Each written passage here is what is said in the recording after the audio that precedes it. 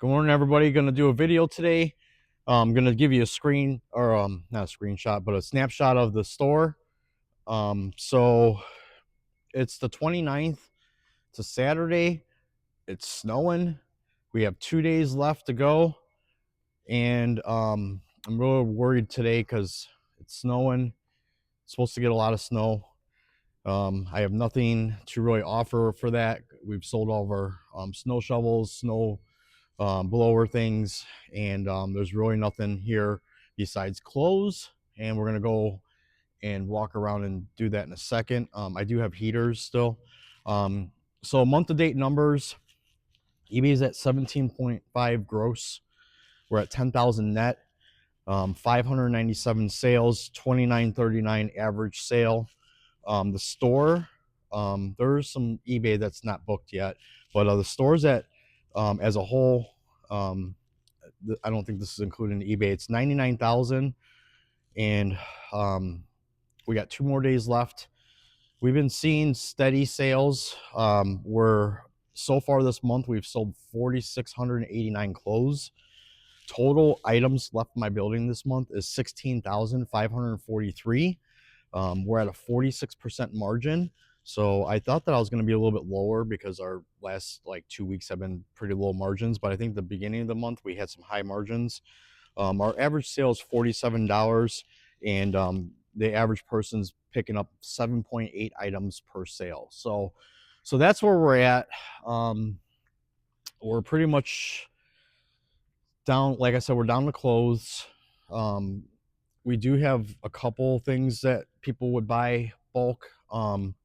I got these Juicy sunglasses. Those are going for $10, well under cost. Here's what the jeans look like. So the jeans are kind of still the colors that people are leaving behind. I'll go around and show some other stuff, but our Christmas is pretty much empty. So we'll kind of just walk backwards and just so I can show you guys some of these shelves. So I do have a little bit outdoor decor here. We still got some of those calendars. A lot of these cheap leather trees, couple decor things. So yeah, that's where we're at. And then here's my lights. I kind of faced them all to the front, but we don't have a lot here. So I'm assuming today people are gonna, we're gonna be telling people when they are walking around, 2 days left. So don't think you're gonna come in next week and buy anything. So that's what's left on ornaments. And then we kind of combined, that's empty. That was where the wreaths or the garlands were. Here's where the wreaths are. So you can see slim pickings, guys. I did sell one of the fixtures that was here. It was like a crowd breaker, very heavy duty. Somebody picked it up for $40. Here's what's left for heaters, condensed. There was a roll of pallets in the front. Actually, there was 2 before. So that's what's left for heaters, and then this is what's left for gas heaters. Air conditioners pretty much all gone, except for the 220s. That's all the 220 ones. So it looks like we got there's 8 left. These are only my 110s that I got left. So people are getting some good deals, guys. I think some of those air conditioners I was selling at 18% of retail. And like I say, I could have put them in like a store clean out load, but I wanted my customers to get the deal, and then it's gone. I'm gonna go over by the mystery boxes. I don't know what's going on mystery boxes, guys. I had a week delay in my shipment. Customers were selling like 20, 30 a day. When we first got them, we were pre-sold like over 200 of them. So I think I got 10 pallets left. So it's almost 300 boxes out of 720. The feedback has been mixed. There's been people saying that they really like their boxes, getting some cool stuff, but then there's been a lot of duds. Um, I'm still undecided on this one. I'm going to run a poll at the end and just see what everybody really says about these things, because they are posting their pictures. We are offering 15 items for a second chance drawing out of my own inventory. I did see other people that purchased these mystery boxes, stuffing them with their own stuff because they weren't full enough. And mine seems to have a lot of Target in it, and I don't remember talking about Target when I placed the order and gave my money to them. So I'm kind of concerned about that. I was told that it was going to be Amazon from Kentucky, 2 Kentucky locations, and I don't know how much of that in there is actually that. So I pulled the scent beads because I was just selling them too cheap. I didn't really think that it made sense to keep going, going with those sales, because we literally spent, I think, $80 per 5-gallon bucket, like 30 pounds to be delivered. So it was a little bit over $80. Right now they were selling for like $37.50. So I decided to pull them, and what I'm going to do in my next location, make bags, because people were buying the smaller bags and I was getting a lot more per pound that way, because the way it's at right now, I'm at negative per pound. So what we're going to do is we're going to bag them up, and then at the next locations, when I get my detergents back, I'm going to offer them in a smaller capacity. So here's kind of like a pallet stack area here. Christmas, I mean, as you can see, there's not a lot of inventory here. Sunday, I'm gonna have to decide what I'm gonna do, because there's 2 things I can do. I can either do to my customers, give them a deal, or I can just put it all in watermelons and sell as a really cheap store cleanout load. Somebody might use it for bin fillers. There is some good stuff in there that's still worth money. It's just I don't understand what's going on with my market. I was talking about this morning with Kathy, and I think that it's all just demographics, guys. Everybody here just doesn't understand, what we got going on. It's an empty one. So this is all the bin clothes. These are all those Disney things. We're not going to refill these. So when these are gone, these are gone. I mean, obviously we got 2 days left. There's going to be absolutely no labor spent on anything trying to refill stuff. So here's all the bodysuits. Everything is down to $2, guys, in my bins. I did have somebody last night right before we closed said, "Hey, if I buy a bunch of those bodysuits, will you do it for $1?" And I looked at him and I said, "Listen, man, you guys are getting truckload pricing. I'm selling this stuff under cost. There's no reason why I should be selling these bodysuits for $1. Absolutely no reason. I don't understand how $2 isn't a value to them. This is the kind of stuff that I'm talking about, guys, that I am not going to miss. I don't appreciate customers like that come in here and take a dig at me and think that they can just walk away with my inventory at a cheap price. And those were kind of regular customers. That's what kind of just really disappointed me. Customers that I've given really good deals to, but the thing is, guys, is when is enough, So I think we've already gotten to that point a while back. I mean, these bins are still kind of full. It's really weird when you see as many clothing pieces come out of this building and how much is left.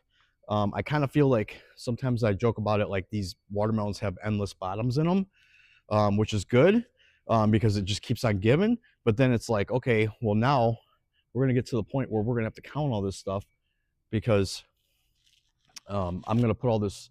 I don't know if I'm going to do like a whatnot show. I don't know if I'm just going to do a, hey, I got all these clothes. I could build a truckload. I know that with what's here, and maybe even put them in tall Gaylords and just fill them up, and see what that brings me. But yeah, these are still full, guys. All these clothes. We thought that we had over 50,000 pieces, and I'm kind of thinking that we were right. Obviously, our when we track all of our inventory, there's always going to be discrepancies, because there's always going to be, more that you buy more than what you thought you bought. Sometimes you got to get your counts and everything, but the way that we've been running everything, We had to change the costing a couple times because we bought certain buys. So I'm not sure if the SKUs got mixed up and it wasn't depleting the inventory correctly. This is what's left on jackets. So my jackets are at $5 and $2, depending on which ones you get. These shelves are all empty, guys. So we have had a lot of people through the store. Traffic yesterday was kind of slow. We still did hit six, I think almost 7,000 or something like that. So the numbers are still, popping, but we're kind of worried about today, guys, with the snow. So this is all what's left on the shoes. So yeah, that's where we're at with that. These hooded Missy top flannels, the women's, it looks like I got about 10 pallets left. There's about 600-700 items per pallet. So we'll see what we can get for those. And I think what I can do is just include that with, if we did do a close truckload, include that with it, and then maybe it'll bring the cost or the price of the units down if I include those. So yeah, we're as you can see, it's pretty empty, but it's still full, and it's always been seeming like it's been like that. So I don't know what's gonna happen today. I'll give you guys an update. Basically, with this is we're gonna take Monday through Friday off next week. We are gonna do the drawing for the Grinch from the mystery boxes, and then we're gonna take a week off, and then when we come back Saturday, we're gonna start tearing this place apart, getting everything organized into what we want to take with us and what we don't. I do know that there's not that much stuff that I want to take with me. Mostly we got the Dick's Sporting Goods clothing that hasn't been processed yet. We have I think 7 or 8 watermelons of Sam's Club clothing, probably about a pallet total of shoes, and then we have 12 pallets of sports activewear that we made that special buy with. So I think that's what we're going to take with us. Obviously, when we do that store clean out load, we're going to have to make it, good enough where somebody would buy it. There's a lot of good inventory that we're going to give in that, and hopefully they see the value. But we're until we put it out there, not sure. What I could do is if it doesn't sell, when I get to my new place, I can sell those as pallets. I'm just really hesitant on that because I don't know like if I want to keep on bringing inventory into my area that I've had. But I think in the next location we are going to have a new crowd, so it may not matter. It's just going to boil down to what type of resellers are going to get linked up with me, and that's going to be my goal next year, is to get a big enough following and a big enough crowd buying from me weekly that we can create some urgency every weekend, or no, one weekend a month, and then also do the appointment only for selling pallets. But mostly it's getting the e-commerce going. It's getting kind of organized with the next steps with listing, because we're going to start doing the AI tools to help us list. And then we may bring back auctions to my regular customers. We just got to see if we can get some kind of procedure that's not going to be like the previous ones, because I've tried auctions a few times, guys. I've tried our Facebook group auctions. We've tried HiBid.